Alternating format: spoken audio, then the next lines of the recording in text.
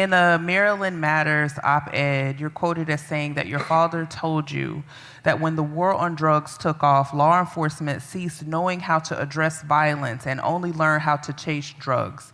Can you say more about this thinking, how this thinking impacts the current approach to safety? Absolutely. So when you have the notion of a war, the question then becomes the police not seeing the community as the people that pay their salaries. They see them as a force which they must occupy and control. So in that world, young men become prime fighters in that war. They always say, well, the youth are serving as gangs because they think they'll get lighter sentences if they make their kids the drug runners or the shooters.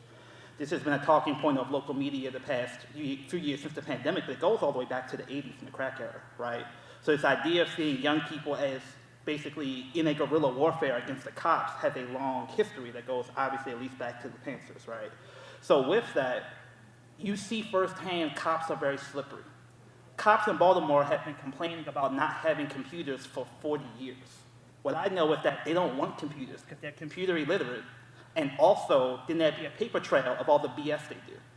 So you have to be very specific to understand cop logic, because when you say defund the police, what they're going to defund is internal affairs, they're going to defund community liaisons, and they're going to defund the components that are not integral to their cause, and they're going to use the public health framework, which they are doing here in Baltimore, as a way to justify even more money for cops.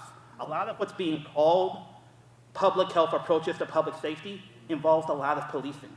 Because if you think of violence as a disease, as a cancer, they're doing targeted enforcement to cut out the cancer, but that includes a lot of police enforcement. They're just shifting walking the beat to targeting the areas with the most shootings. What I know is that the areas with the most shootings have historically had the highest rates of arrests. So you have a vicious cycle where the arrest hollow out the community. You may have been hustling, but you were paying rent, you were buying sneakers, you were taking care of people. And that pattern of war on drugs, racial enforcement gives people no alternative to the street economy.